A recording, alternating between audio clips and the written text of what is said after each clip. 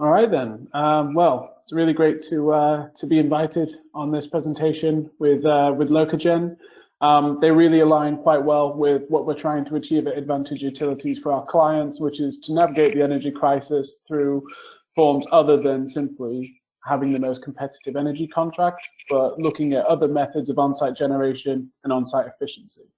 Therefore, that brings me on to today, which is how can UK businesses control their energy costs?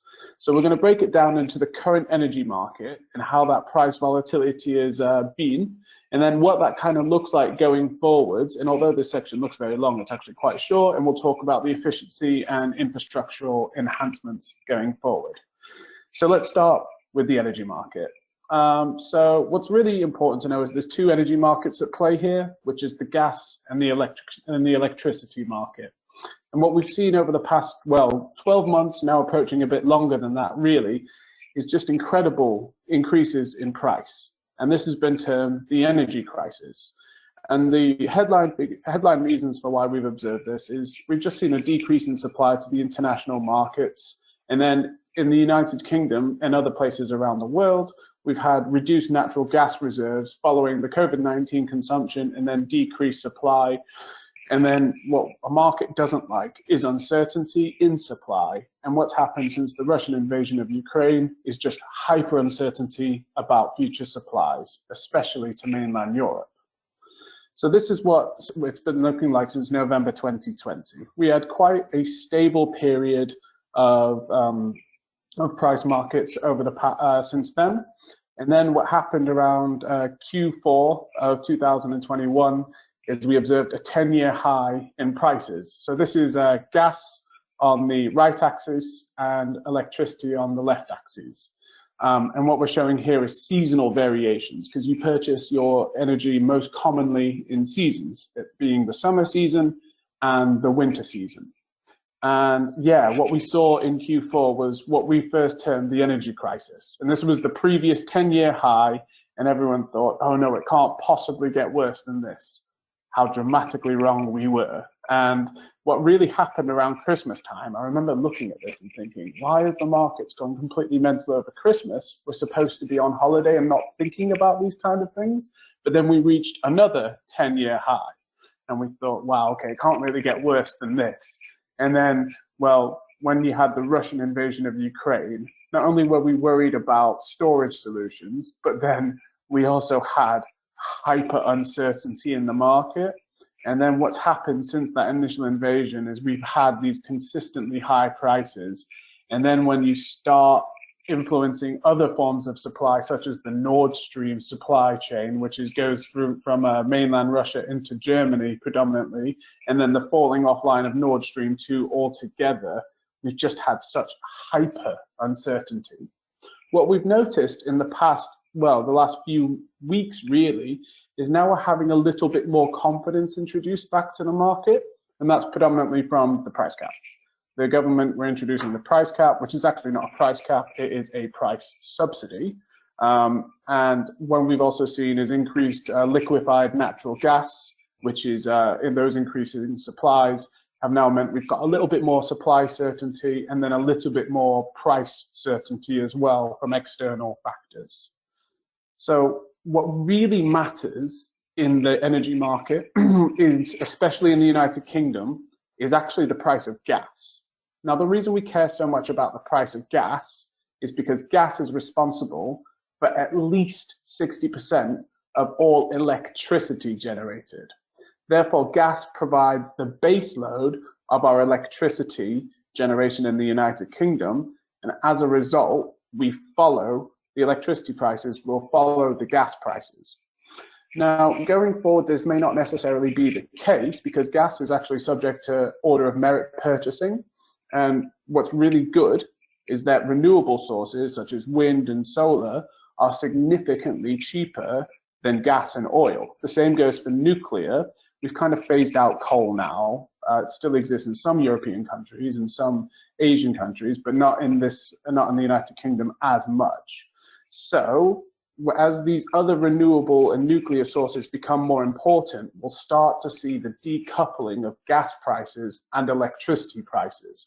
But clearly, based on the market, we are absolutely not there, and therefore very vulnerable to gas price volatility.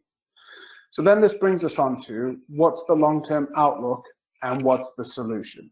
Well, the long-term outlook is you have to look at what actually goes into the price of gas and electricity.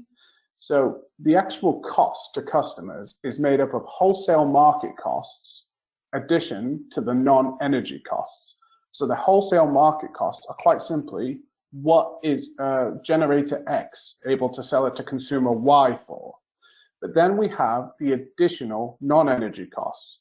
And these could be, for example, your renewable obligations. That's a tax imposed by the government in order to fund renewable investment strategies.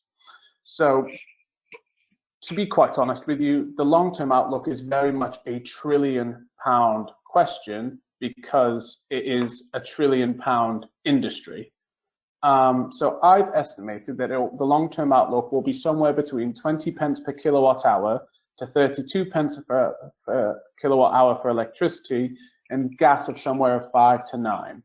And for electricity, this is based on us going back to still uncertain pricing terms. We'll probably never see COVID prices again, but in theory, once we've got our supply with more certainty, that should bring prices down. That will be related to the de-escalation of Ukraine, having additional gas storage facilities, which is the North Sea rough gas storage facility. And then as we increase generation from different renewable sources, that will decouple it from the gas prices. And as shown earlier, renewable input is significantly cheaper than gas input, which overall should decrease the price of somewhere, hopefully, 10 to 20 pence per kilowatt in the wholesale market. Now, for the non-energy costs, simply put, they are dictated every 12 months by the government. And what we know is that they've historically increased over the past 10 years plus. Therefore, probably looking at those increasing at 10 to 12 pence per kilowatt hour on average, which is how we've come to 20p being the lowball estimate and 32p being the optimistic highball estimate. But what is the actual long-term future? Because historically, these prices have been closer to 2 pence for gas and 15 pence for electricity. What can we do as businesses to get back to that situation? And the answer is, we just need to have an integrated energy solution on a firm-by-firm basis. So previously, we would always try and manage the costs by just having the best gas and electric contracts we could obtain. Now what we need to do is have a more sophisticated approach, which means that we need to integrate new technologies that will decrease the amount that we purchase from the wholesale market through either enhanced efficiency of our infrastructure or through enhanced on-site generation through things such as solar PV or wind. And what's really good is that the cheapest method of gas and electricity is actually through your on-site generation, which is really good because now, in terms of market forces, the best cost-saving technologies center around CO2 reduction, which means that you can have an integrated sustainability and economic outlook. So this is quite simply highlighted most recently by the Prime Minister when she addressed Parliament for her budget. It's a really powerful quote, which is echoed all through Parliament, which is, in the meantime, companies with the wherewithal need to be looking for ways they can improve their energy efficiency and increase their direct energy generation. So when we're talking about on-site efficiency, we're talking about different factors such as LED technology is the most obvious one, but then we'd be talking about smart building solutions, more efficient boilers, voltage optimization devices, and then enhancing our heating, ventilation, and air source pump and our heating solution. And then I'm happily going to pass on to David, who will talk us through how we can enhance it through on-site generation through various different technologies. Thank you so much for listening to me today, and I'll pass you over to the very capable hands of David. Thank you very much. Right. If I just bring my screen James, did that work? Yeah, I can see it. Marvelous. Okay. So thank you very much. So as James says, Locogen, we focus on the renewable energy generation side of this equation, and our background is very much in terms of supporting organizations, both developers and industrial organizations, in terms of understanding how those on-site generation and off-site generation in some cases can support their sort of energy progression and they meet their net zero carbon strategies. So one of the sort of main things we have to sort of get around initially in terms of on-site generation is the change in how we are viewing the investments that are made in terms of renewable energy projects. For many, many, many years, we have had a system where the government has incentivized the installation of renewable energy technologies, both heat and power systems, through kilowatt hour pricing. They would provide the feed-in tariff or the renewable heat incentive, or prior to that, the ROC, as systems where you would be paid for every kilowatt hour or megawatt hour you've generated, and the government subsidized it. And it was some of the things that were on James's graph before, as those sort of a non-unit price, non-commodity pricing. All of those schemes have now gone. And they were great if you were able to get in and get them at the time, and those tariffs will continue to run. But they are not coming back. There is no discussion or possibility about the government bringing back any form of this kind of incentive scheme as it stood previously. It's important because some of those generation options are still around. We'll touch a little bit on how things go, but about where they can fit back in. But there are still opportunities to either enhance existing generation schemes or to buy systems from other sites to include in your buildings, in your businesses. So it's worth being aware that that is how things were done, and some of those projects still have some life and some financial viability. Any project going forward, any new scheme that's going in, is not going to be funded in these mechanisms. We are looking at them as standalone investments, and we're looking at them in terms of offsetting the now increasingly high cost of energy that we're using on site. There are some grants around, and they are predominantly focused around new and innovative technologies. So for organizations which see an opportunity to invest in more advanced technologies, things that are more experimental, then there are some incentives available to support businesses and organizations that want to go down that route. Touch a little about those on the end, towards the end.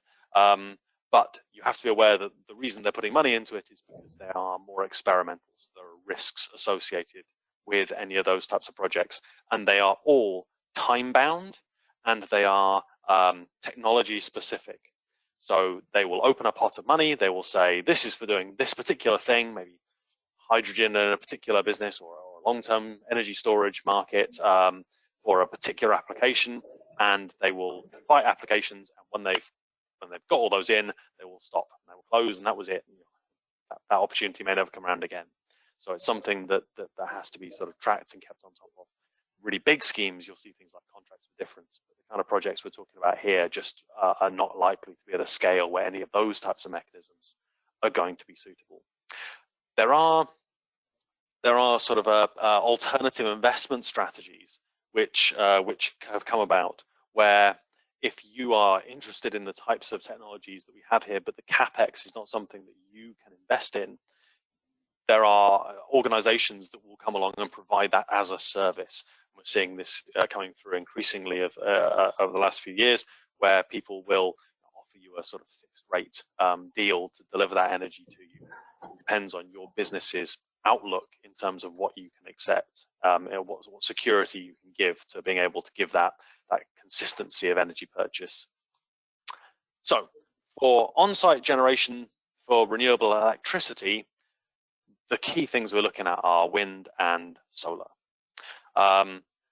Solar PV has become the sort of go-to for all on-site generation options, because it is the easiest thing to install, and it is the least regrets of all of the generation technologies. Wind is more complex because you need the right wind resource, and it has impacts to do with visual and noise. There are some situations where we see hydro installations come in, but as a whole, the number of hydroelectric installations that are going in has dropped dramatically since the feed-in tariff stopped, because almost all of those hydro installations were grid-connected systems that are away in the Highlands of Scotland or miles and miles away, and very, very hard to direct wire into a building. So with all of these systems, we're initially looking at things that can be wired in behind the meter, so directly into the electricity consumption of your buildings to offset the demand at the point of use, because that's where it adds the most value. So, as you said, PV is the sort of primary go-to for this, because most buildings have roofs. The generation varies a little as it goes up and down the country, but we can predict to a reasonable degree what that demand is, what the generation is going to be, and how it'll vary seasonally, much more in summer, much less in winter. So it can be a really good option for a lot of buildings. It's very key to understand how that generation profile matches with the consumption of those buildings. We've seen looked at projects where it will be a dairy, for example, and actually all of their electricity demand is first thing in the morning, last thing at night. And actually that solar PV doesn't fit particularly well, because the generation is right in the middle of the day, and their load peaks are sort of in the sort of shoulders of the day. So the overlap is actually quite small. So there are definitely systems which we've seen where it doesn't fit particularly well. And if you've got high nighttime use, again, for obvious reasons, that's not going to be very effective. So on its own, PV may not suit all sites, but broadly, it tends to be the sort of go-to initially for most organizations. It's the limiting factor for PV is usually the amount of roof space that you have. We tend to see a lot these days where the roof space is nowhere near sufficient to meet the vast proportion of the on-site consumption that's required. But it varies very much on different business types. There are logistical considerations that need to be considered. In England, permitted developments up to 1 megawatt on roofs. In Scotland, it's only 50 kilowatts. You have to think about business rates, which is something that quite often isn't included in the models that people will put forward to you when you're thinking about the investment. Does need to be considered. Any financial model or projection that somebody gives you doesn't include business rates is criminal. In the metaphorical, not legal sense. So you need to be aware of the different kind of issues associated. In terms of CapEx, the CapEx for PV was driven down over the last few years, with availability and supply chain issues compounded by the massive increase in demand for PV. Those prices have started to creep back up again. Our biggest issue at the minute is finding installers to come and fit PV systems, because there is a dearth of opportunities for them at this point in time. So that's procurement-wise, there's lots to be considered. CapEx-wise, we're still looking around sort of £700-800 a kilowatt peak installed for roof-mounted systems. Is a sort of working figure. It does vary. Operational cost of PV is low. There's very little to do as long as you can keep the systems clean. One of the disadvantages that we see with that is that because of the low OPEX costs, we do see a number of businesses where they've had PV installed and nobody's actually keeping an eye on it, and frequently walk into sites at the minute and find that the inverters have tripped out and not been reset. So it does require a little bit more sort of to get the benefits out of it, to ensure that somebody is keeping an eye on it. But it's a very low interaction, low maintenance system.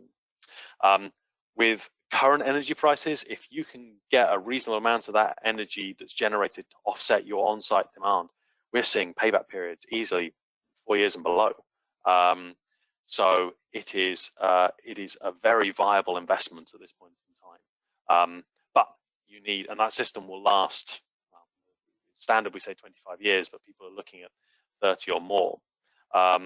So it's more about each business's understanding about how they're investing, what they're doing in terms of the building, what they're going to be using those buildings for that period of time, which starts to become more key. But it makes it a much more viable sort of investment horizon than when we were looking before. It could be 10 years plus.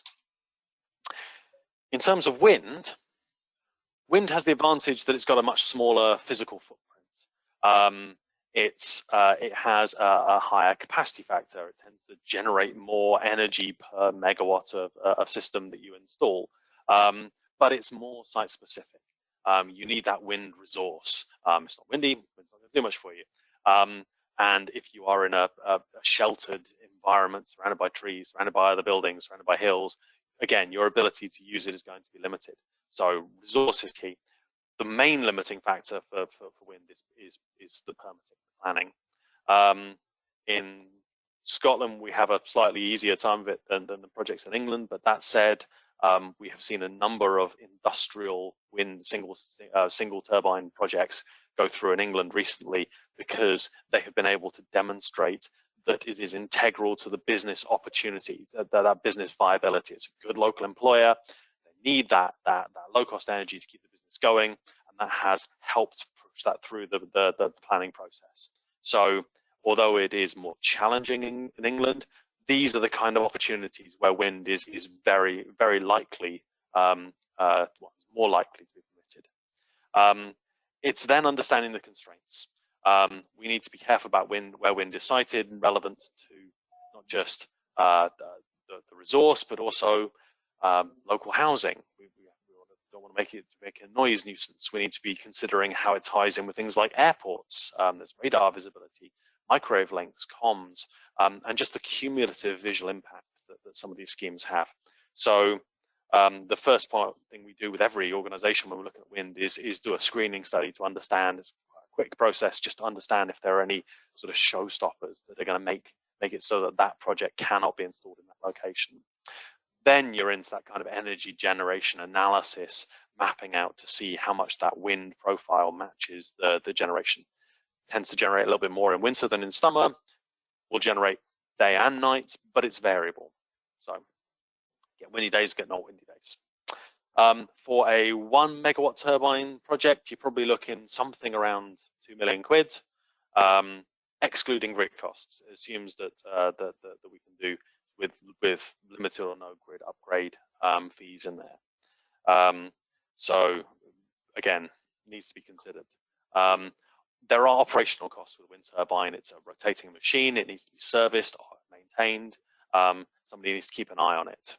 Probably looking sort of 30, 40,000 pounds a year for doing that. And then you've got rate and rents that need to consider. So these will be looking at sort of 40 to 50,000 pounds a year. On the plus side, a 1 megawatt turbine can be generating something in the region of 400,000 plus kilowatt hours a year. At the minute, that's £500,000 worth of electricity if you're using that on site. So payback periods of a few years, again 4 years, is not impossible for behind the meter projects. So in the right location, definitely something to be considered, but it does come with higher constraints, more risks, and the timescales are longer. You could arrange for, if you can find the installers, you can have PV systems installed in a matter of months. Wind is going to take longer than that. And the main issue with that is to do with planning. There's a secondary issue to do with suppliers. Suppliers of small wind turbines, actually, as the turbines have got bigger and bigger, there are just less and less people that make those those smaller wind turbines. So we're down to 1 or 2 manufacturers. So actually, there's a bit of a supply chain concern around being able to procure them. We also have renewable heat. So traditionally, there's sort of 3 things that we've looked at: biomass, heat pumps, or anaerobic digestion.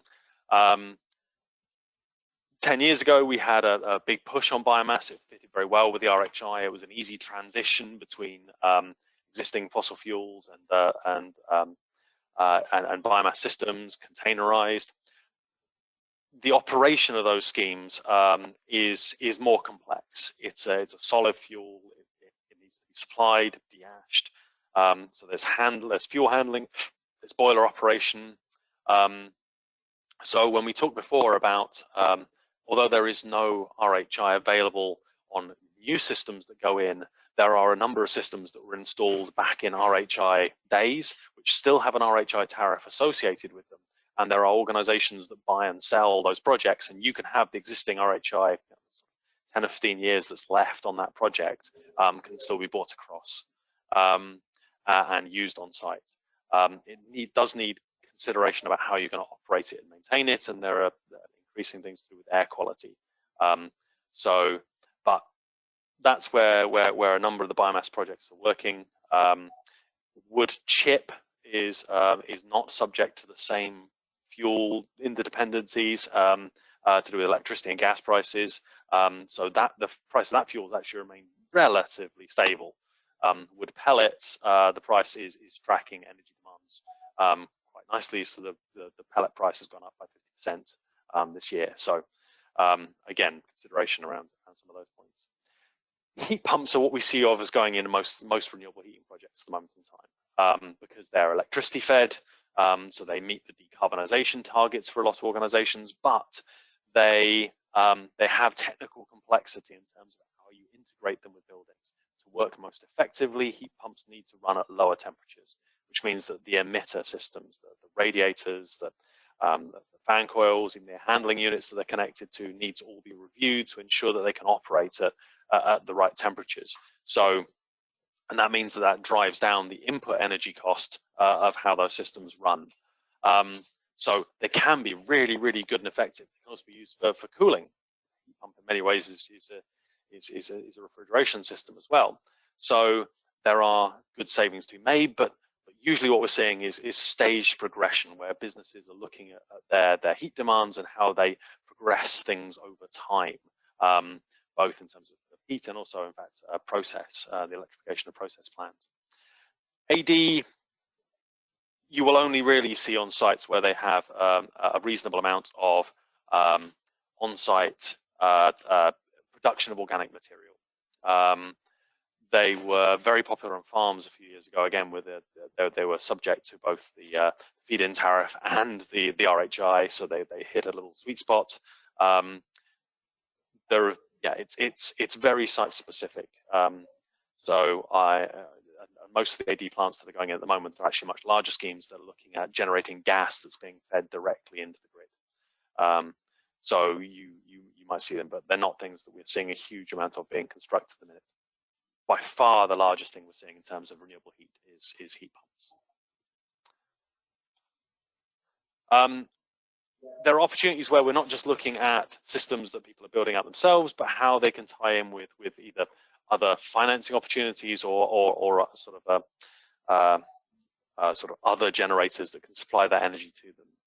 So with any of the wind and solar opportunities we looked at, as I said at the beginning, there are a whole series of organizations that will supply that energy to you in the form of paying for the capital cost for that system and providing you a fixed rate energy tariff over a period of time to reduce your energy costs without you having to invest in the system. So these kind of behind the meter PPA developers. And there are some very, very good business models available with this. And I know a number of organizations where they would prefer a sort of fixed monthly fee that they're paying to run that system. They appreciate they're probably paying a bit less, a bit more than they would if they'd invested in the system themselves, but they de-risk it.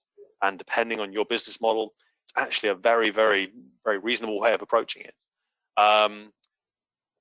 That said, you have to be a little bit you have to make sure that you've done a bit of due diligence in the organization that's offering you that that system. And you want to be aware of fixed fees, take or pay arrangements, the length of contracts to make sure that you understand what you are buying into. So a bit of research and due diligence on the developer that's offering you that PPA contract is, I would strongly advise, but it is something that fits with a number of organizations we work with. If you've looked at your energy demands, you're looking at a wider electrification, a wider sort of decarbonization strategy where over a period of time you're going to be removing existing fossil fuel plant, replacing that with electrified systems, then you're likely, depending on the scale of energy demands you have, to be in a situation where you cannot meet that through on-site demands alone. And that's where we start moving into sort of off-site PPA arrangements, where we're looking at the opportunities to lease nearby land and install either solar or wind opportunities at a larger scale and connect those by a private wire into a site. And then we have sort of bigger investment decisions, we've got bigger opportunities. It sort of decouples it from the geographic and physical location of your site. So we've got more things we can do. But again, that means bigger schemes, more time scale, a little more complexity. We have to think about the lease options, how much we're going to have to pay the landowner for building that system on their land. There are established sort of metrics that we can use to understand what a reasonable rate of remuneration would be for those landowners and for the land that the cable has to cross, because we have way leaves that go ahead with that. But depending on what you're looking at, we can be into acres, lots of acres of land, depending on your energy demands. With wind, if you happen to be next to a site that has existing wind turbines, one of the best things we can do is put up more wind turbines next to an existing wind farm, because from a planning point of view, that's actually easier to get away with, because that visual impact is already there. So we've seen some very good projects where people have been able to put an extra turbine or two next to an existing wind farm, and although they might have to run that cable across a number of fields, a couple of kilometers even, in some occasions, it's actually been the only way that we can viably get wind to power their site. So although it might seem that distance might be a limitation, it's not. If that's the thing that enables the permitting to go ahead, then it's actually quite a reasonable way forward. On the heat schemes, as we said, there are ESCO developers that will come along, and in the same way as the PPA arrangements, they will provide you with a heating system and then charge you for the heat that you take from it. That model has been extended to what's called heat as a service, where you will just pay a flat rate, and the person sort of operating the equipment will take some of the risk around fuel energy costs. There are different models associated with this. There are very few that have sort of come through to full commercial. Well, I'm not still waiting to see ones that sort of have this fully fleshed out, but there are a number of organizations that are looking at doing portfolios of heat as a service approaches. And then we have our pre-accredited RHI plant, things we talked about before, where you buy plant that's been installed, pre-accredited, can be moved to your location and reinstalled. So all of these are ways that you can look at either deferring the capital cost or benefiting from some of those original CapEx, those incentive schemes that were out there. In terms of the future opportunities, the two things that we get asked about on every single project that we do at this moment is, can I have hydrogen and can I have a battery? To be clear, hydrogen and batteries by themselves are not renewable energy systems. They are energy transfer or energy storage mechanisms. So you need to be generating electricity to be able to utilize hydrogen or a battery system. So we need that excess generation, and by far the best thing to be doing with your generation is using it to offset your existing demand. But where you have, talked about before, we have big dairy, for example, and that generation is going to happen at different times to your consumption, a battery can be a very reasonable way of moving that generation to the point of consumption. At the moment, batteries are quite expensive.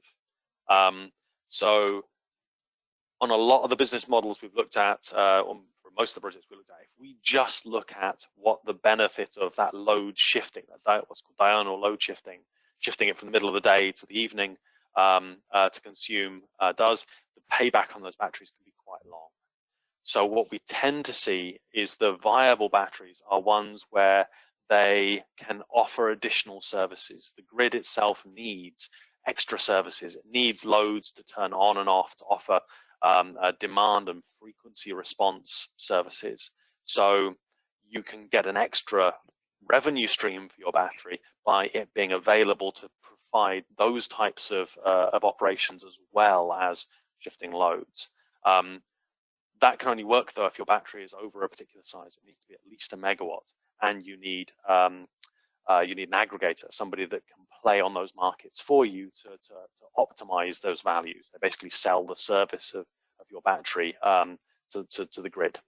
And those aggregator revenues are variable. Depends on how good they are at being able to price your battery in terms of being able to offer services to the market. So although it can be incredible in terms of what they can do, trying to have a fixed understanding of what the long-term revenues are going to be is quite hard. Some people are very happy with that. Some people are happy to invest, but you do need to be aware that those revenue streams are more flexible and more at risk. In terms of hydrogen, hydrogen is an energy transfer system. We use the electricity at the most simple to split water into hydrogen and oxygen. You can store the hydrogen and then use it either to burn it in place of gas in terms of boilers, through fuel cells to turn back into electricity, potentially even as a transport fuel. It is something that is talked. If every project that was being talked about at the moment that you will have heard about was ahead, we would be living in a very different world. There's a huge amount of discussion around hydrogen, but actually the reality is that it's still a little further away than I think you might be led to believe. There are projects that are going ahead. There's a huge amount of sort of development to try and push those projects forward, but we are still ironing out some of the kinks. So when we talked at the beginning about in terms of kind of projects that receive incentive investment funding, a lot of the hydrogen projects we're working, almost all of the hydrogen projects we're working on are ones where they've been able to access government funding so that they can prove the demonstration of those hydrogen schemes. They can be really good things to look at if you've got heavy good vehicles fleets, if you've got huge amounts of where we have the right sort of operation for it. And at the minute, we're in the odd situation where although hydrogen is quite expensive to produce, there is just not enough supply for the demands that we have. There is an burgeoning off-grid power market providing sort of zero carbon energy, which has a series of hydrogen generators which require a regular supply of green hydrogen, which they just can't source. So there are definitely opportunities there, but it's quite a hard square to circle at this moment in time. Terrible analogy. And the other thing is electric vehicle charging. The reason I've included this, although it's more a sort of future demand consideration. We're talking about the electrification of heating. We're talking about the electrification of process loads. You need to consider what you're doing in terms of the electrification of transport, because when you're thinking about grid connections, you're thinking about the energy footprint that your organization's going to have. If you're thinking about putting lots of electric vehicle chargers in the car park, then that in itself is more demand. How's that going to be met? If you're thinking about doing that, are you going to be incurring grid upgrade costs anyway? Something that you might be looking at if you're having to upgrade your on-site generation. So it's worth thinking about how that fits into your sort of energy strategy or decarbonization strategies. Right. That's the end of all the bits I had to run through. Thank you very much for your patience. We've got actually very slightly ahead of time, which is unusual. So I think if anybody had any questions, if you want to write them in the questions box down to the bottom right, James and I will see what we can do to answer them.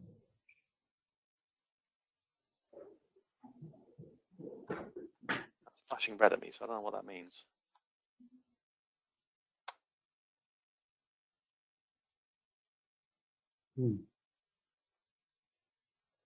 Okay.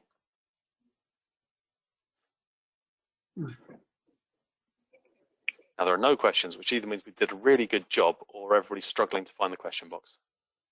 I did answer a few questions throughout. Okay. Oh, awesome. Perfect. Made myself useful, you know.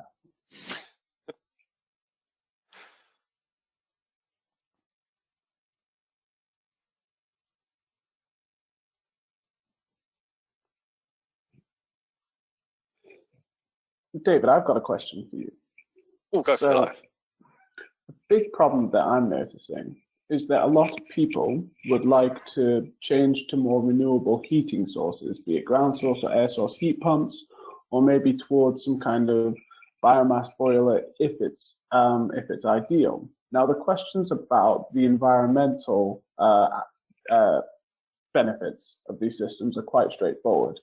However, economically, it is expensive, and actually the running costs are lower. They are lower, so there is a return on investment. However, they are quite prolonged returns on investments relative to other forms of on-site generation. Therefore, a really great way to enhance the economic argument would be to see the return of the renewable heating incentive. Do you think there is a chance that we could see more of these RHI type schemes coming back into the market? Oh, that's an easy one. No. Unfortunately not. There is no discussion at the minute about anything that looks like a sort of RHI Mark II. The only current sort of discussion around sort of renewable heating incentives is around district heating networks and trying to so if you are either somebody that can produce heat or consume heat in sufficient quantities to be eligible for that, then there's funding that can help support interconnecting heat loads as a heat network. But at the moment, I'm afraid, although it was mooted originally when the RHI originally finished, any sort of impetus for that, unfortunately, has sort of dissolved. Or at least I'm unaware of anything at the moment that looks like it could be another renewable heat. There have been discussions around whether there could be a price for hydrogen in some sort of way, because hydrogen is as a fuel more expensive, because broadly it takes reasonable amounts of electricity to make hydrogen. So that is something where I would see there being more opportunity. But yes, I'm afraid I don't see there being. Having said that, you know, my chances are I'm now going to be somebody's going to come out and do it tomorrow. But that'd be great. That'd be marvelous, that really, because you know the electrification of heat is quite integral to a net zero future. However, the electrification of heat isn't the cheapest thing to set up. So it'd be ideal if there could be some way of either offsetting the capex cost or enhancing the return on investment mechanisms. I entirely agree. I think the RHI was a mixed bag in terms of what it was able to achieve. But, right, I can see a few other questions that have popped up. So I'll between us, we'll see what we can do. Oh, right, every time you pop up a new question, I have to go and find it again. So where have we got? Business rates for installing solar. Yeah, it varies a little depending on where you are as to how they're calculated. It is unfortunately slightly opaque in terms of how they do calculate them. But it is something that does need to be considered. There is I'll see if I can get Divya to publish. There was some guidance around how about where you had to go to try and understand what rates were in different areas. But for example, I'm based in Scotland, James, England. It's kind of even in those different areas, you see different ways that they are calculated. But broadly, it's because it's an investment. It's something that's added value. It does incur business rates. I believe that in March, Rishi Sunak, in one of his budgets, actually made solar PV a non-rateable commodity. Right. So I don't think it's a rateable product anymore. So therefore, it doesn't incur business rates because there was quite a complex method to calculate it. There are definitely some. I'm not sure it's on every bit of PV. There are definitely categories where if you do a certain amount of on-site usage, then they derated it within certain sizes. But again, that's part of the issue. Is it's not. My understanding is it's not all PV or everywhere doesn't have any business rates. It's certain PV within certain categories. So I think like it's tied to do with this. Yeah. So yes, but this is why I say is that it's worth ensuring that you understand the situation, and it is not simple or clear. So yeah. Right. So I'll quickly go through some of these. What else have we got here? Any perspective on flow batteries for long-term storage? We've just done a feasibility project looking at flow batteries. They have for batteries typically are sort of lithium-ion systems, very similar to what you see in phones or electric vehicles. There are alternative battery chemistries. One is sort of using a sort of vanadium flow style system, which store as an electrolyte as a fluid. It has the advantage that it can store energy for much longer periods of time, and that's good for systems where you want to store that energy potentially over sort of one day, large amounts of area, longer periods of a day, or into other days. We're still only storing energy into sort of daily kind of range. We're not talking about storing energy into seasonally, just because of the amount of electrolyte of storage you would need. It's a very interesting technology. It's something quite interested in, but at the minute, although there are a few suppliers, there have been very, very few sort of projects that have gone forward, and the market at the minute is predominantly looking at lithium ion as their technologies. So there's a question here which really caught my eye, which is to do with the demand in solar PV and how that may influence supply chains. And as a result, are we going to see issues with future supply? And to answer your question, we already had a major supply issue to start with, because one thing that's really imperative to a solar PV array is the inverter system. And the inverter system is heavily dependent on semiconductors. And the semiconductor supply was absolutely down the toilet during COVID.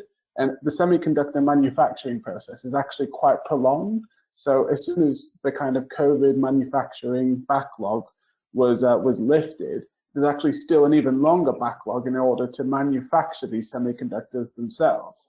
So before we even had a supply issue as a demand side response, we had a supply side issue from a supply side mechanism. So to answer your question, we're kind of at the point where we're starting to catch up and starting to have more readily available inverter technology. But now we need to make sure that the market chain is able to produce the volume necessary to facilitate the dramatic increase in demand. So the answer is, yeah, there's a problem, but we already had a problem. And to compound that, then we resolve the inverters and then the mounting systems. You know, they're trouble getting the steel. God, yeah, goodness. Mounting systems, PV supply. Almost all PV modules are made in China, and when different countries, because they're again a tradable international commodity, when different countries launch their different incentive schemes and their different programs, you find that a lot of supply gets shifted to other countries. So because we're actually not in the grand scheme of things a huge market, it's been the same for heat pumps as well. We're actually struggling to get a number of these systems because we're quite small in terms of the volume of sort of product that we're consuming.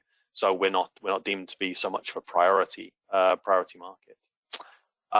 Laura had asked about dealing with housing associations, governments where they have local governments where they have multiple sites. They want to produce their own generation, but give back a portion to local communities. So we've worked on a number of projects where sort of housing associations or community groups have built out, have funded and built out PV, predominantly PV systems, where they have agreed a PPA system, like we were talking about with BIT, where those organizations become the PPA developer and provide a reduced energy cost to consumers. And then they've taken a percentage of they have a business model where they are paying back their shareholders, their sort of community investors, to pay back for the capital for the systems, and then they're putting a ring-fence community fund so that money, when systems make profit, can be reinvested into the local community. If that's what you're asking, then yes, there's definitely models where that works.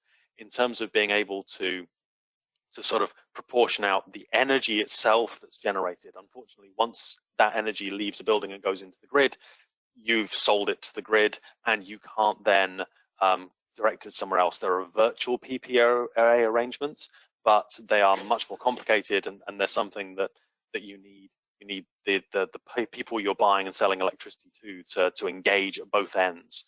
So it's not something at the moment that you can do sort of directly selling that electricity to it. You can only directly sell electricity to the building that you are wired into.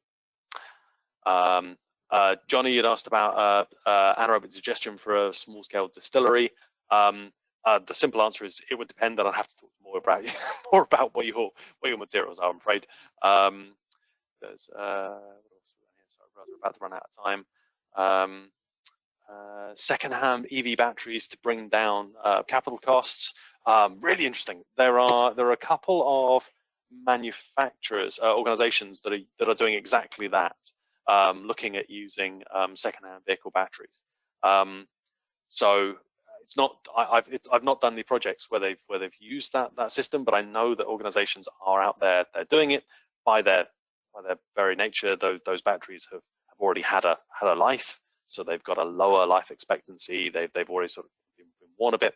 But if that reduces the capital cost, then it would be worth considering. But I'm afraid I don't have any direct experience in trying to implement those types of projects. But something that could definitely be considered. Laura had also asked about combining PV batteries and ground source. Absolutely. I mean, they're all electrification systems. So you've got generation, storage, and consumption. The battery is the bit that's the most sort of tenuous part in there,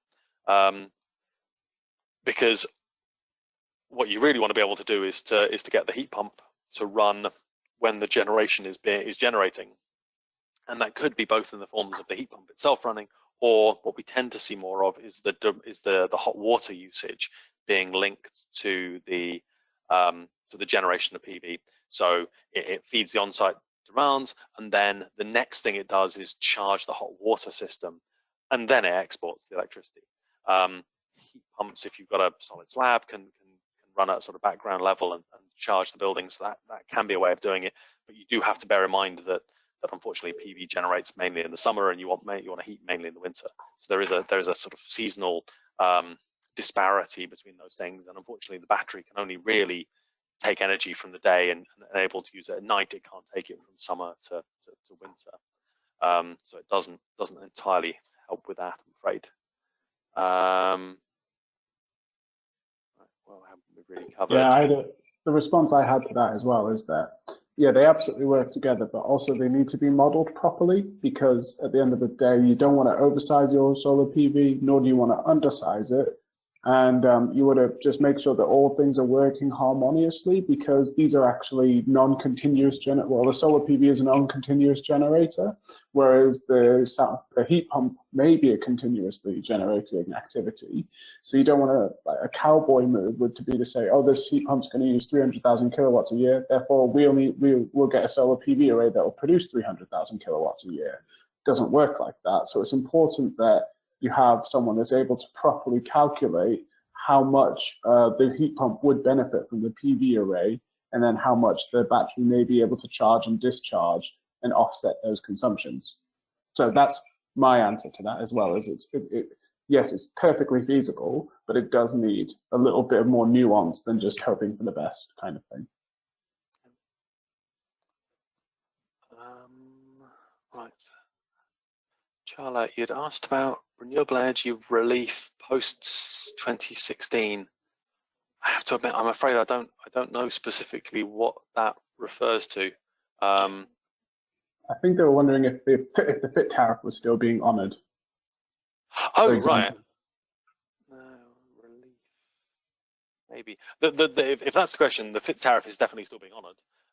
In fact, they've recently come out with a scheme where we can, where people that had generators that are not operational, or not very functional, there were limits on what you could do in terms of replacing feed-in tariff generators, and it still be eligible. Ofgem have recently changed the rules, so we have a number of projects we're looking at. It's relatively recent, in the grand scheme of things, changes where we can look at repowering or replacing existing, traditionally wind, but could work for PV sites that are not performing effectively, and using that and still getting all or a proportion of the feed-in tariff that a site was getting. So that's it. I'm not quite sure that's what she is asking, but you may have to send us a message directly, and we'll try and see if there's a more, if we misunderstood. And again, apologies if James and I have misunderstood what you've written anyway, then get in touch and we'll see if we can come up with a better answer. Okay, I think we're just about coming up to time. So that just leaves us to say thank you very much for your attendance and your attention. Yeah. And, if you do have any other questions. Thank you. I'm happy with the turnout as well, and I hope you didn't mind looking at my ugly mug. But fortunately, David was here to add a bit of glamour to the event as well. It's the first time I've ever called glamorous today. So right, really good speaking to you all. Thank you very much for your time. Cheers. Thank you. Bye.